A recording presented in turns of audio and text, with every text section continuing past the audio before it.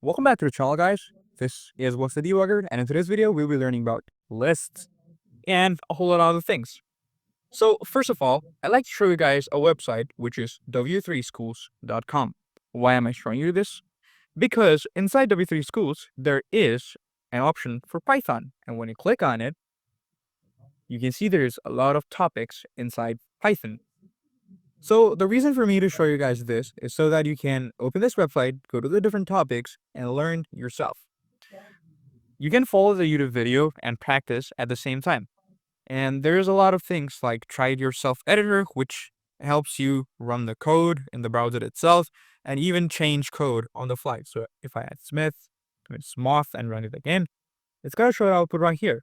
So W3 Schools is a very good website to know as a developer, and I use it too. So I think you should do.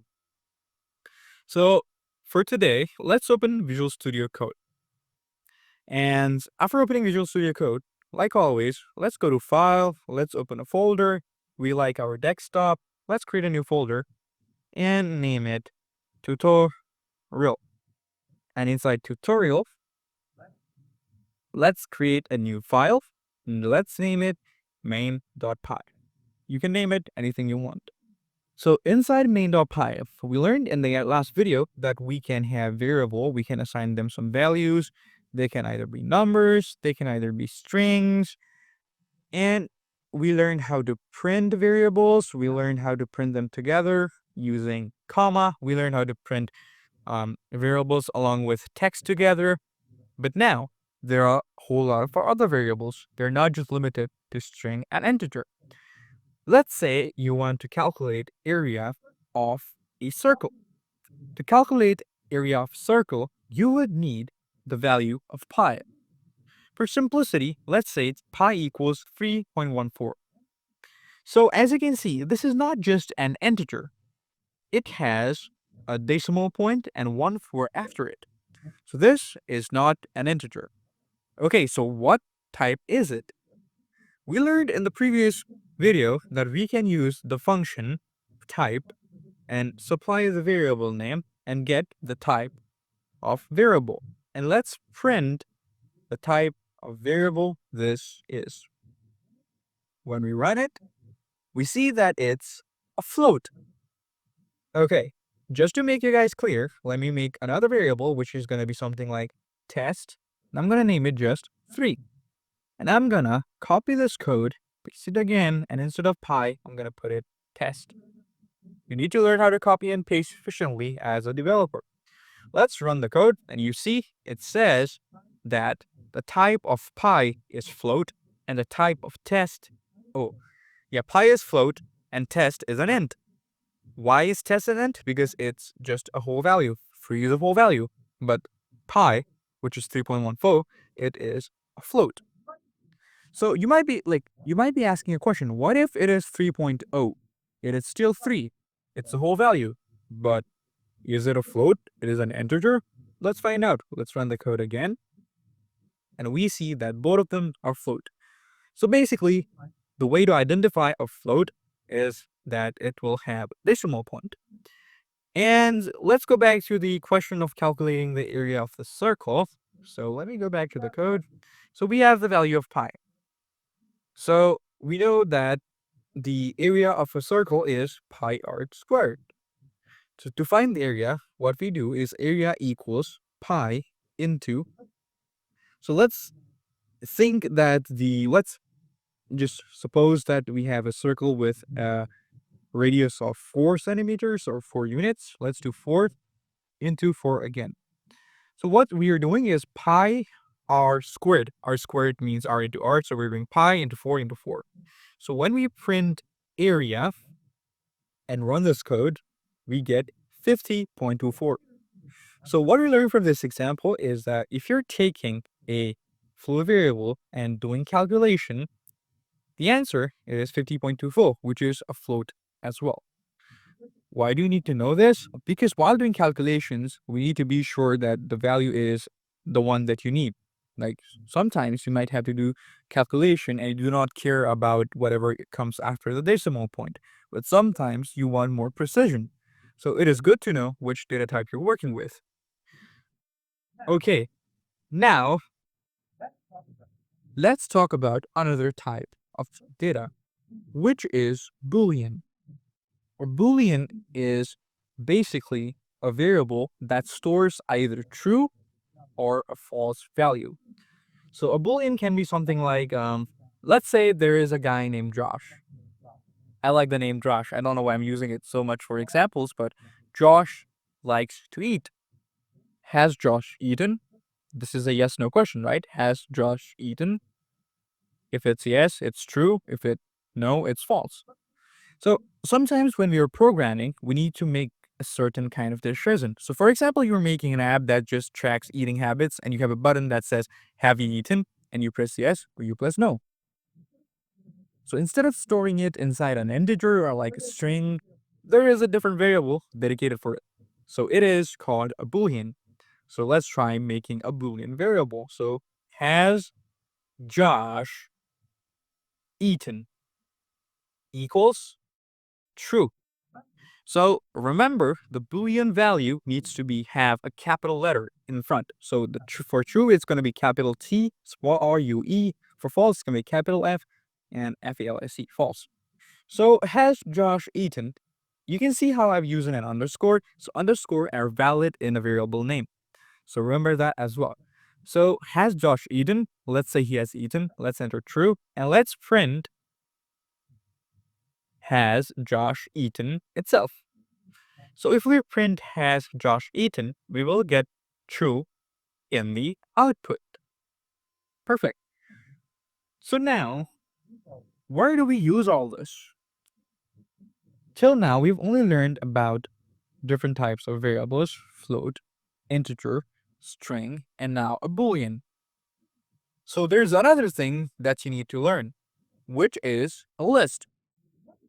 So what is a list?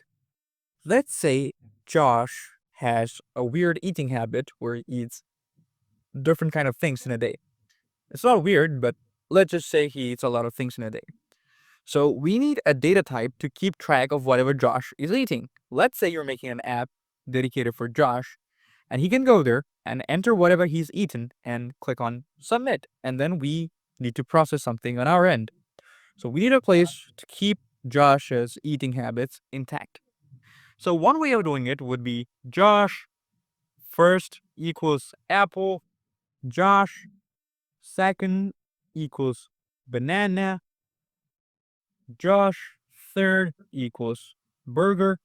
And we could go on and on and on and just track what Josh has eaten. But this is not an efficient way to do things because we're making a new variable every single time. And this code is very long. So instead of doing this, what we can do is we can just write Josh ate, which is a variable name, and equals. And instead of giving it a string, an integer, or a float, we can use these big square brackets. So what this big square bracket denotes is that there's going to be a list inside it. So we can write the data, which was apple, and now we have apple stored inside Josh 8. Currently, it's just an apple, but we can add a comma and type banana. We can add another comma and add orange, let's say. So now we have Josh 8, which is a single variable, and now we have apple, banana, and orange in the same list. So how do we access apple or banana or orange? So like, for example, you want to know what Josh ate at first.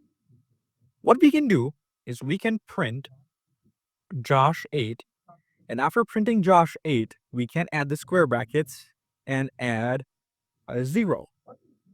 So what this 0 does is inside the square brackets, if we're adding the variable name and an index, this is called an index. 0 is an index.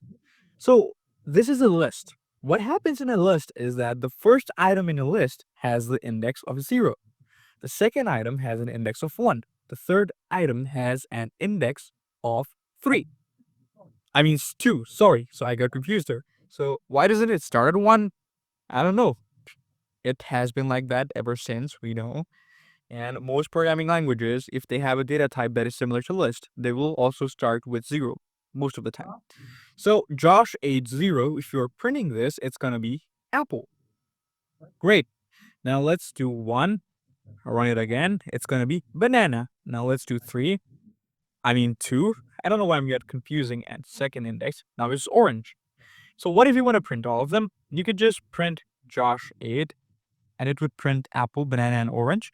But we have this weird square bracket and these symbols around it, which is a bit weird because we just want apple, banana, and orange printed. But why is not happening? Well, it is because we're not printing it one by one or accessing them one by one. We're just printing the entire list itself.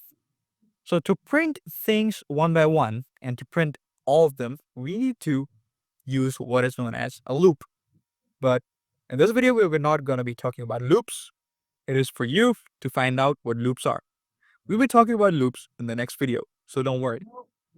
So let's now switch over to learning about if-else statements. What are if-else statements, you ask? If-else statements are decision-making statements. So let's say we need to write a program, the same program that Josh was using. If he had eaten a banana, then we would give him tip to drink milk. If he was eating an apple, we want to tell him to drink orange juice, for example. So let's write a program. And how would we write a program for this? It's very simple. We would be using an if statement. So let's say Josh, and let's equal Josh has eaten, and let's add apple. Okay, so now we need to write a program. If Josh has eaten equals apple, we will print something, but if it is something else, we will print something else. So let's do if, this is how you write an if statement, if Josh has eaten space equals.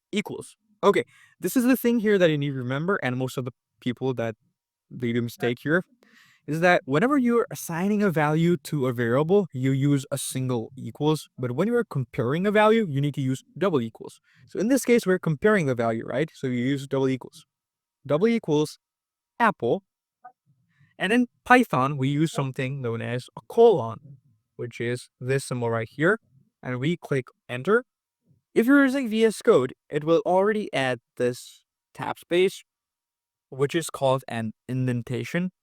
If you're not using VS Code, be sure to add an indentation. It can just be a singular space or it can be a tab space. It doesn't matter, but you need to be consistent with it.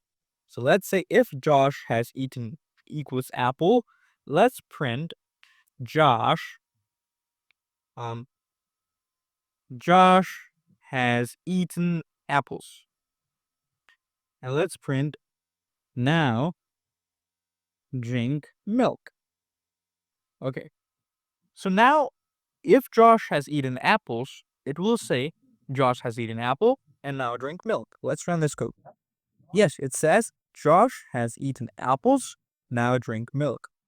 But what if Josh has not eaten apples? Let's remove the apple and add something like an orange. If we run this code, what happens? Nothing comes up because this if statement, this is the if statement, and everything that is shifted away from here is the thing that will run only if this condition is true. That is why nothing ran, because if this is not true, it's just going to skip and go over. Let's try something like end. I'm printing end at the end of the script and changing it to apple to make it more clear. If I run this, it says Josh has eaten apples, now drink milk, and end. Since it's apple, it passed the if check, printed this line, and went outside the loop, the decision, and printed end. But if it was something like an orange, if we run the code again, it will say, Python main.py. I hate when it does this, but okay, it just prints in the end because this code did not run. So now we know about if statements. So there is a lot more to if statements as well. There's something called an else if and else, but we will be learning that in the next video. So thanks for watching, guys. We'll be learning about loops and many more things in the next video.